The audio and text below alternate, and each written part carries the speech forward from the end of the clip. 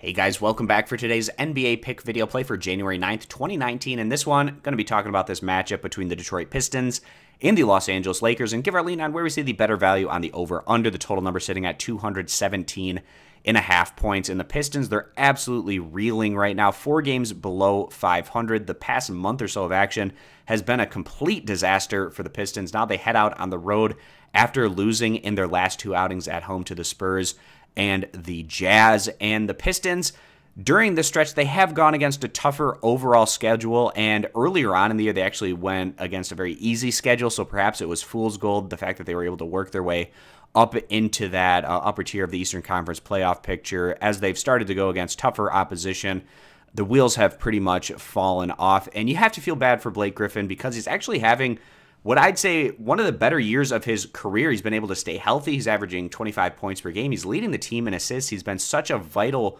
piece to this Pistons team, but he just hasn't been getting enough consistent help from the rest of the roster, which it's kind of a situation where you're kind of surprised if you're a Pistons fan, because coming into the year, if somebody would have said Blake Griffin, Andre Drummond, and Reggie Jackson, they're going to be relatively healthy through about the halfway point of the regular season, you'd probably think, well, the Pistons, they're, in that case, likely to be in the playoff picture, but they're a fringe playoff team at best right now and really needing to have a strong second half of the regular season campaign to try to push themselves into the postseason. But it's just a mess right now in Detroit. I'm not sure what they can do to fix the situation. If I was the GM, I'd either go into a situation where you try to make a trade and add a big piece to this team that features a guy like Blake Griffin, who is an all-star caliber player, and try to make that run into the postseason, see what you can do, or just start selling off assets and try to accumulate some draft picks and tank the rest of the way.